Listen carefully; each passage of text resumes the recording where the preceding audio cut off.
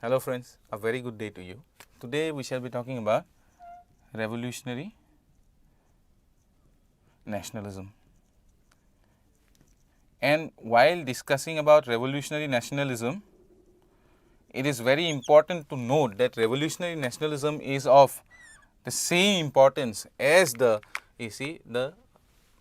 mainstream nationalism of this period.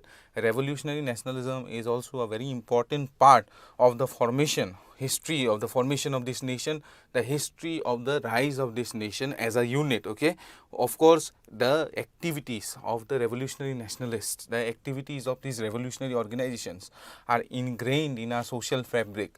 The sacrifices made by the revolutionaries, such as those made by Bhagat Singh, those made by Chandrasekhar Azad, are part of our national fabric, are part of our social fabric. And these stories are the stories which are associated, the stories of the sacrifices are the stories which are associated with our national identity as Indians, all right. But before we proceed into a history of the revolutionary nationalists and revolutionary nationalism phase of the Indian national movement, let us understand certain core concepts, among which the concept of hegemony is of great importance. Why do we have to know about hegemony? Now, British rule in India has been called by scholars as a hegemonic rule. Okay, and a hegemonic rule is a kind of an autocratic rule which you see is all pervasive in nature. It is part and parcel of everybody's economic, political and social life.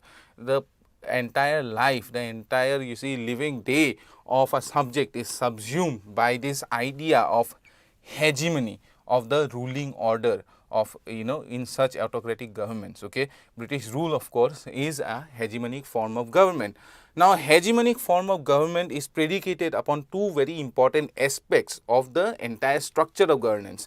The two important, so they can also be called cultural aspects. Okay, these two very important cultural aspects which are part of the hegemonic structure of such governments, such autocratic governments, are legitimacy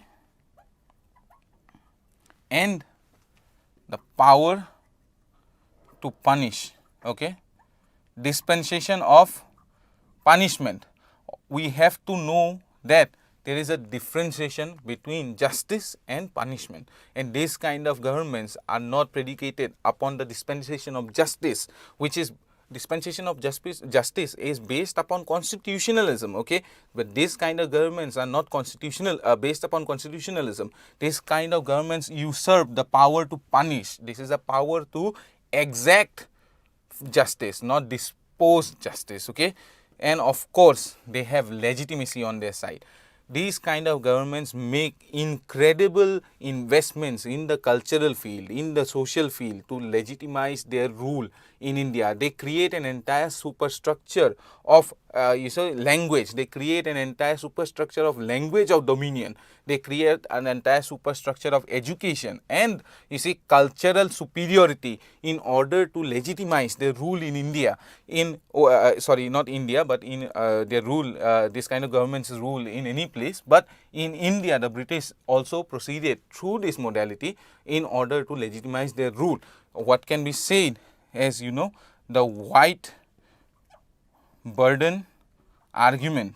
Okay, and because of the legitimacy which was assumed by the British, the argument that we are here to civilize and that our rule is providential in nature, because of this legitimacy that was assumed by the British, we see that they also take on the power to punish, they take on the power to discipline, in order to achieve their goals. Okay, however, at the very base of this relationship, the relationship between the colonized and the masters, colonial master, at the very base is economic exploitation. This is the basic modality of such governments. But the superstructure of course is based upon legitimacy and the power to punish. Okay, now when we are reading about the national movement, we always come across the carrot and stick tactic, which has been known as the carrot and stick tactic.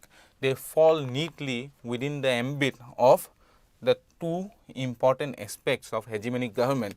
The carrot being an attempt at legitimizing their rule, the stick being exaction of discipline, okay, in order to propagate their rule. This can also be said to be conciliation and confrontation. Very important to remember that the national movement, be it the revolutionary nationalism through the modality of individual heroic action and through the modalities of revolutionary acts, or national movement through the modality of non-violent satyagraha, both of these two strands of national movement, they try to attack these two aspects of the British rule in India. They tried to attack the legitimacy of the British rule in India, and they also tried to subvert the British power to punish and to discipline. All right. How do they delegitimize the British rule in India? By proving to the people, by spreading awareness to the masses that British rule is not exactly as benevolent as it is considered, that the what Bipin Chandra had somewhere described as the my Baap attitude, that it has to be, it has to be done away with, okay, that this attitude towards the British, that they are a benevolent autocratic masters who should be followed because they are embarking upon a a mission to civilize the East, okay, this should be done away with. This is not the argument which can be used to legitimize the rule in India. In fact, the rule in India is not legitimate at all. This was done by the Congress through their own modality and by revolutionary nationalists through their own modality. But you see, they both tried to delegitimize British rule in India. We will understand how they tried to do it, and then both, you see, tried to delegitimize the British premise that they control the authority to punish, okay. How did the revolutionary nationalists do it? By subverting and by actively, you see, subverting their British power to punish, and by proving that British rule in India is not invincible, that you see, although the British can punish, the British can also be punished. If they can punish, they can also be punished, okay, by carrying out activities which are subversive in nature, by, you see, murders, political killings, okay, they can also be punished, and that their rule is not ironclad, that they cannot rule indefinitely, but they can also be challenged, okay. So this is how they together try to, you see, the Congress and the revolutionary nationalists, okay, both of these strands of the national movement, both of them tried to attack the hegemonic rule of the British in India. Although their modalities were different, the course taken were different, the means were different, the end, of course, was same, that is attacking the hegemony of British rule in India. In the next section, we will proceed into an understanding of the rise of the revolutionary nationalist movement in India. Now let us discuss the rise of revolutionary nationalism in India. And while discussing the rise of revolutionary nationalism in India, it is important to remember that it takes place in two phases, okay. The first phase is in the context of the early nationalism. The first phase is also in the context of the rise of the partition of Bengal and the rise of early nationalism in context of the partition of Bengal, okay. And the second phase is in the context of what has been called the failures of the non-cooperation Khilafat movement, the failure of the Satyagraha mode, which was perceived as the failure of the Satyagraha mode, and therefore now we will discuss the part 1, okay, the first phase. And in the first phase, Bengal takes a place of precedence, because it is in Bengal where by 1902 the earliest revolutionary nationalist units and organizations come up. One such organization is, of course, the Anushilan Samiti, okay. Anushilan Samiti formed by Pramodha Mithal, okay, with its headquarters in Calcutta, and there is another Anushilan Samiti formed in East Bengal by Pulin Das with its headquarters in Dhaka. Alright, so the two Anushilon Samitis are very important because these are some of the first revolutionary nationalist organizations that you see come up in Bengal. Important people like Barindra Kumar Ghosh and you see Bhupendranath Datta, they are associated with the Anushilon Samiti, and later on they start publishing Yugantar. Okay, Yugantar being one of the first revolutionary nationalist you see newspapers that is published during this period. There are other newspapers also such as Kal, Sandhya. Okay, but Yugantar as a you see publication, it is important because an entire group forms around this publication of the Yugantar, which later came to be described as the Yugantar group. Okay, and people in the Yugantar group were originally affiliated to the Anushilon Samiti itself. People like Barindra Kumar Ghosh and Bhupendranath Datta. Okay, these people who are associated with the Yugantar were also members of the Anushilon Samiti.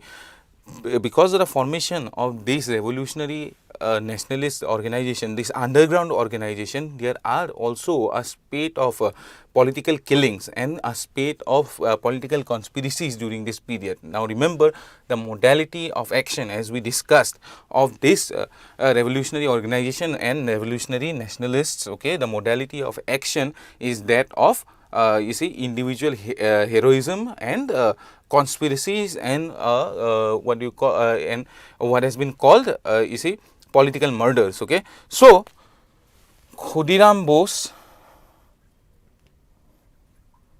and Prafulla Chaki are important in this regard because these two individuals had attempted the murder of Kingsford.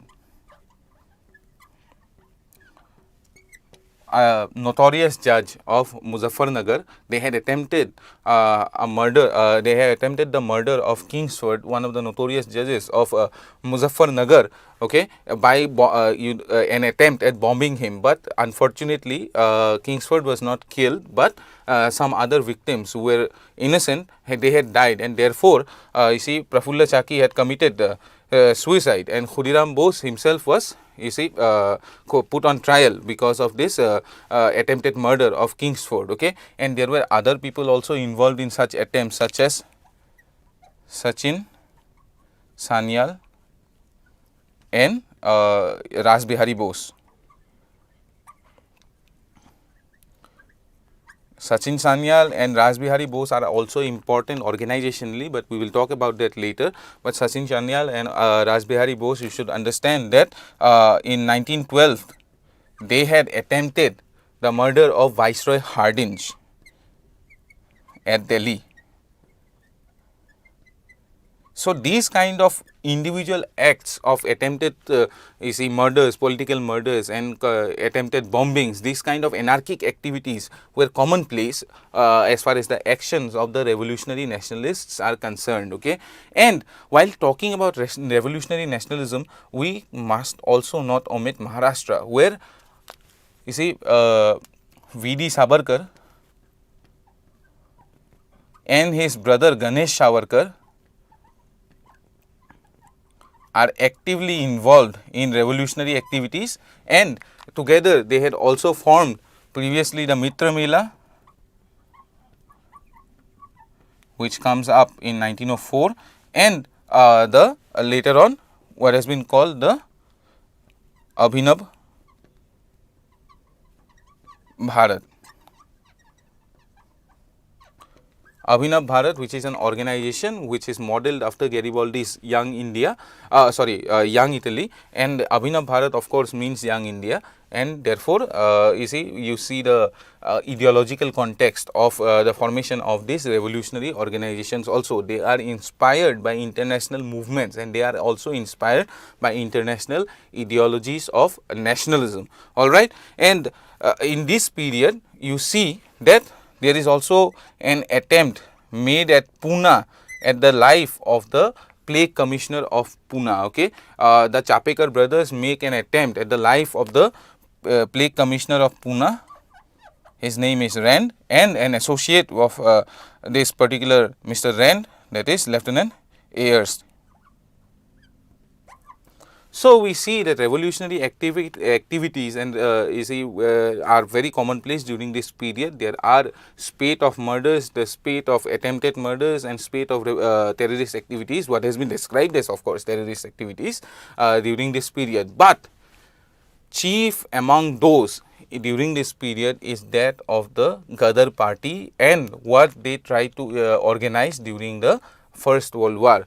The Ghadar party, which is based out of San Francisco, okay, the Ghadar party, which is an international party based out of San Francisco and whose modality also included sabotaging the loyalty of Indian troops which are stationed abroad, okay, and whose modality also modalities of action also included the procurement of arms and then supplying those arms to revolutionary organizations. The Ghadar party takes lead in trying to sabotaging the British war effort during the First World War. The Ghadar party becomes important during the First World War, and in this context, in the context of the Ghadar party, we should also remember Sachin Sanyal and Raj Bihari Bose are very important in the context of the First World War and the Ghadar party, because Sachin Sanyal and Raj Bihari Bose were actively involved in organizationally trying to bring together the various organizations, revolutionary organizations within India and the activities of the Ghadar party. We see that these individuals which are aligning themselves with particular revolutionary organizations, they do not stick to their own organizations, but they also try to form linkages because they understand that a united effort is also very necessary in order to win in their activities against the British. So, Ghadar party, of course, most of us we have heard about the Komagata Maru incident, okay. The Komagata Maru incident is the particular incident, is the trigger which makes the Ghadarites more recalcitrant and which makes the Ghadarites return to India in order to exact what they understand as justice against the British, okay. So, what is the Komagata Maru incident? The Komagata Maru incident relates to an incident that occurred in Canada, whereby a ship, a Japanese ship by the name of Komagata Maru, which was hired in order to transport somewhere around 370 Indians from Singapore to Canada.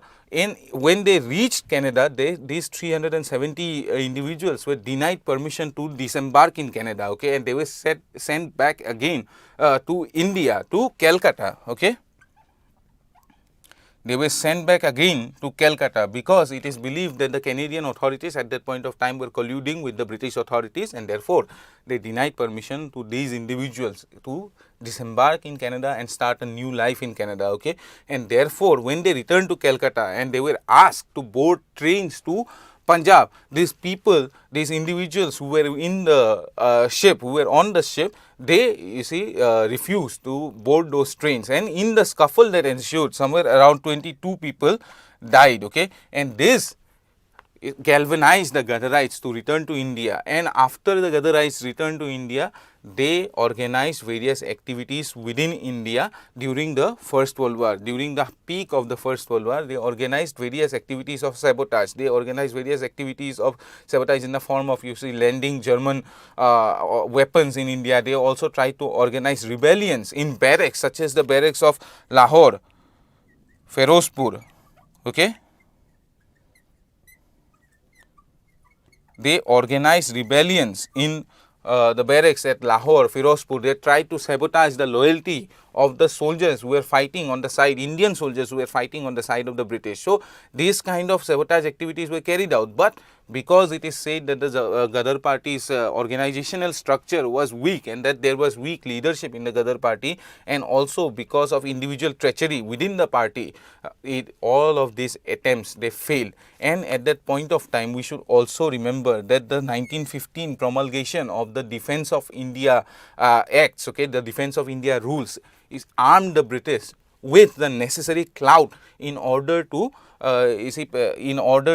challenge all of these revolutionary activities, because the Defence of India rules, it armed the British with the necessary legislative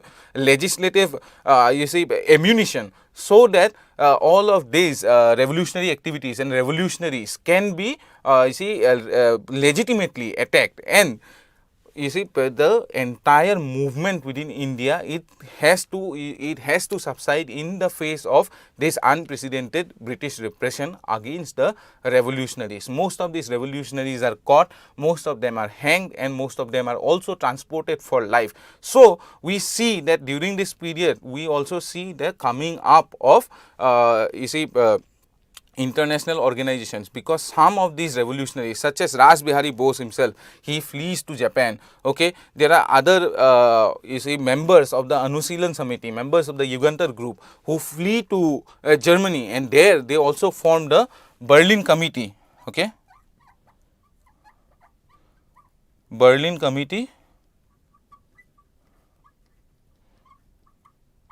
for the Independence of India. Berlin Committee for the Independence of India is formed in Berlin under the Zimmermann Plan, according to which active support was given by the German Foreign Office in the sabotage sabotage activities of individuals from other nations, okay, so that Germany gains an upper hand against the nations which are fighting against Germany. So by the Zimmermann Plan, the Berlin Committee is also formed, and the Berlin Committee also tries to raise awareness amongst the international Indian community and also amongst international Indian troops which are fighting abroad. They try to raise the awareness against British rule in India, and they try to organize activities against the British rule in India during the time of the war. All right. So these activities and these organizations included, they formed the first phase of what has been known as the phase of revolutionary nationalism in India. Now, looking at their modality, you should understand, and you see, from our discussion of the promulgation of what has been called the Defence of India Act, we should also understand that these activities of these groups are fringe activities. The activities of this group you see cannot be considered legitimate from a nationalist, not nationalistic, but from a constitutional perspective. Now, what is important here to understand is that in order to delegitimize British rule in India, while talking about hegemony, we talked about the two very important aspects, that is legitimacy and the power to punish. Now, they were trying, of course, to delegitimize the British rule in India by pointing out the failures of the British and pointing out the depredation of the British in their, you see, activities in India. Okay, but while doing so, they took the road of individual heroic action. They also took the road of violence. By committing violence, they are indeed not delegitimizing the British, but in fact legitimizing any action against them from the side of the British. Okay, any action against these revolutionary activities and these revolutionary organizations, okay, any action against them can be considered a legitimate action because of the use of violence in their modality of action. So therefore, the promulgation of the Defence of India Act cannot be seen as a illegitimate promulgation, illegitimate act, because such an act can be easily legitimized by pointing at the various attempts by these revolutionary nationalists in their pursuance of the freedom for India. But however, we should also remember that they are important in the sense that they pointed out, that the British power in India can be challenged, that the British are not invincible, that they are not the only one who holds the exclusive permit to punish. Okay, they can also be punished for their activities in India and for their depredations in India, and by doing so, they in their own way, galvanize the youth of the nation. They prove to the youth of the nation that the British are not invincible and that they can be challenged. All right. So this in brief is the history of the first phase of revolutionary nationalism in India. In our second part of this video, we will talk about the second phase of revolutionary nationalism in India, and then we will talk about the causes for the rise of revolutionary nationalism in India. With that, I take your leave.